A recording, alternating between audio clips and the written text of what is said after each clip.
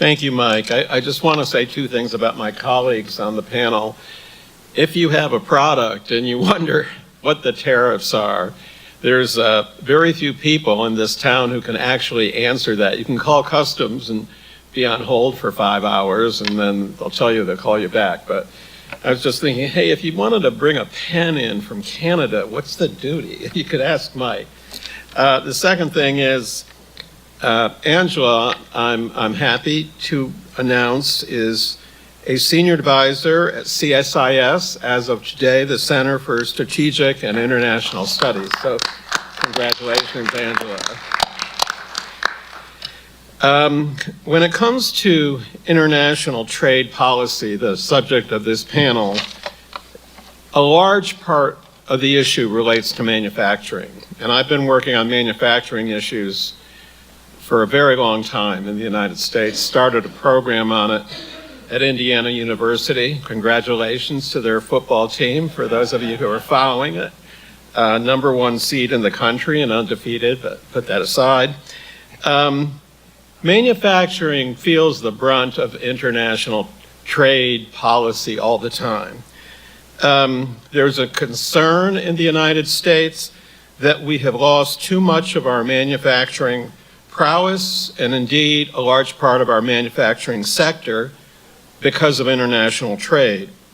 And there's story after story about towns like the little one I came from called Endicott, New York, in upstate New York, that used to be big manufacturing centers and have lost it entirely. There are a lot of reasons for this, and we'll talk about some of the other factors that impact manufacturing, but a big one in many people's minds is the way the international trade system has worked. And the loss of these towns and the loss of parts of our manufacturing sector is a big national security and economic security problem for the United States.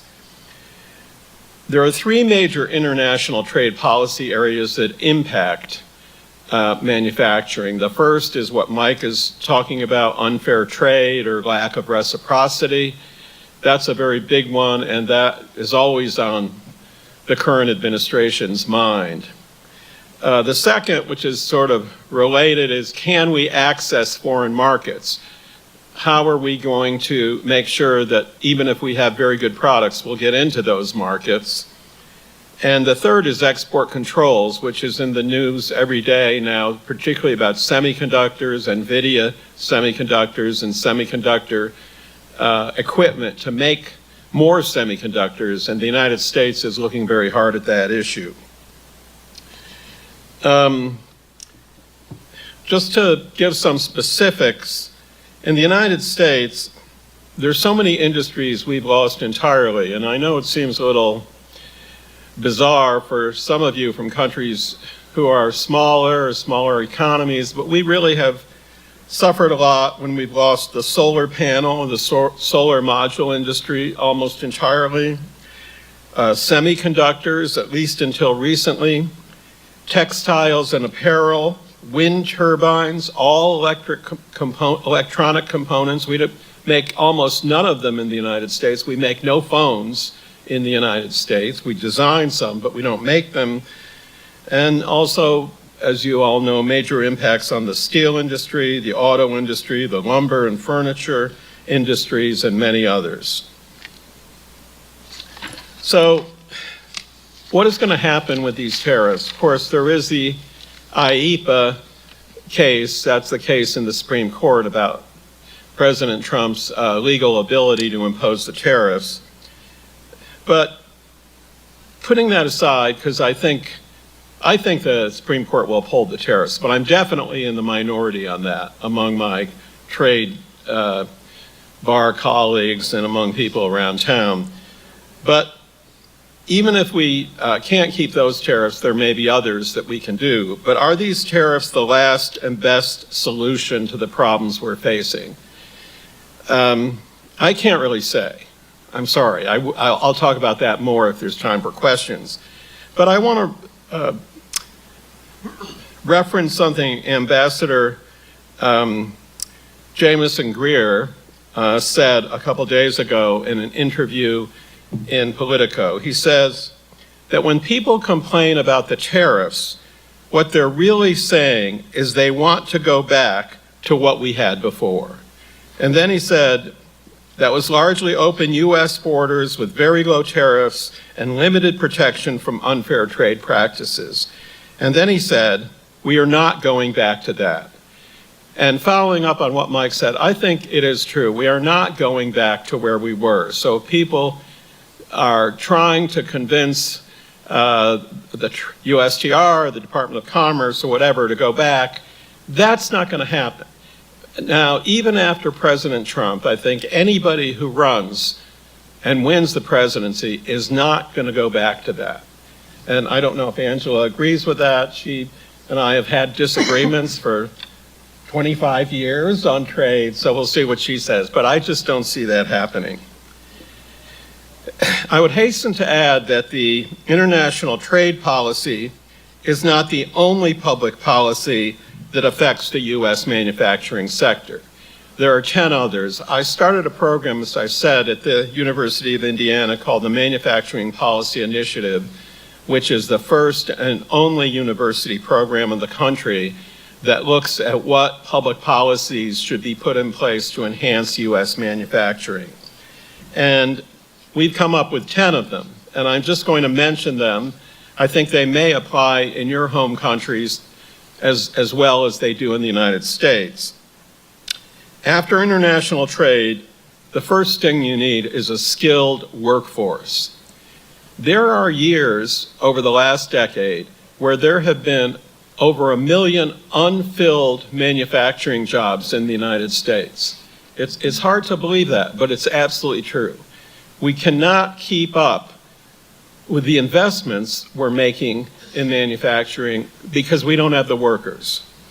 At IU, we discussed a number of different solutions to this problem. One that I think is a good solution is to have an immigration manufacturing visa. In other words, people can come into the country and work in manufacturing, and there'd be a special visa for that.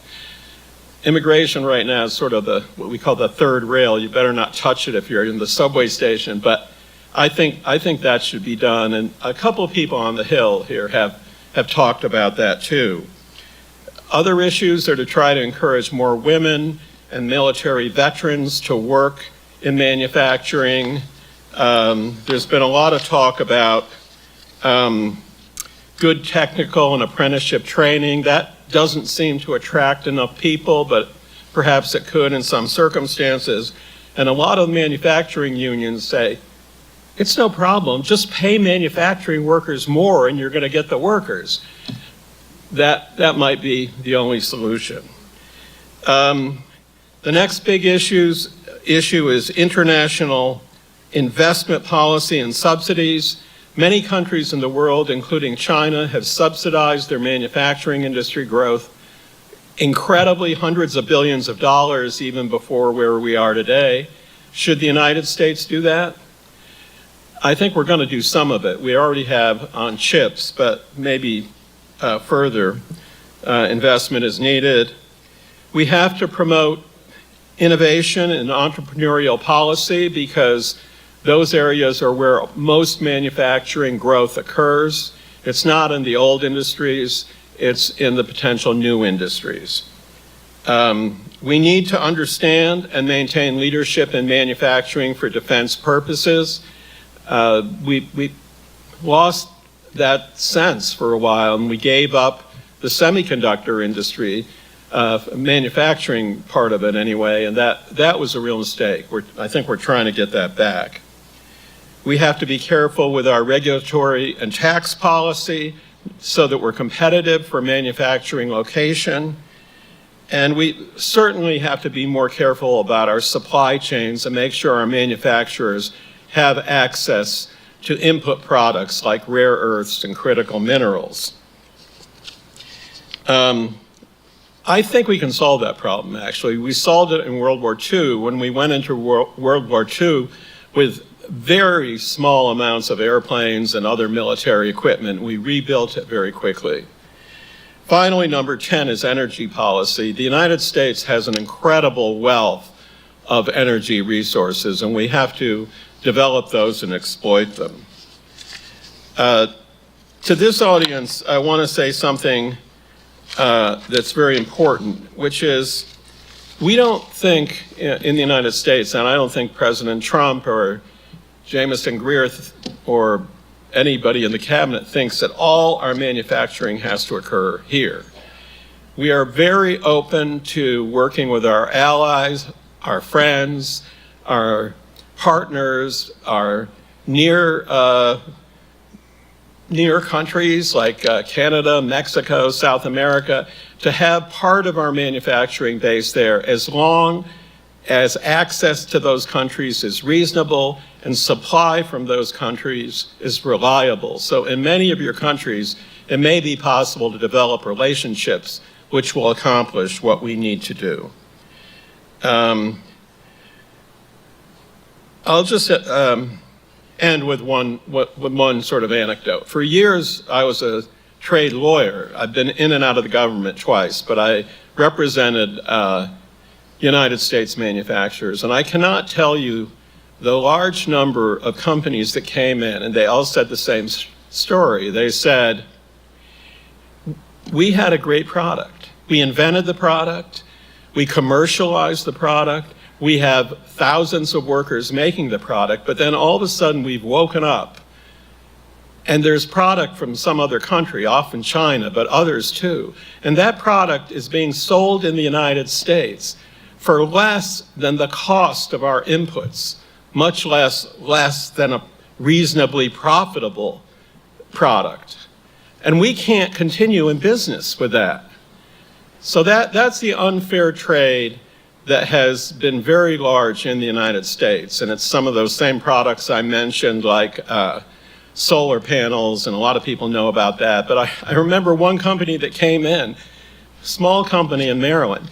They make a little box that is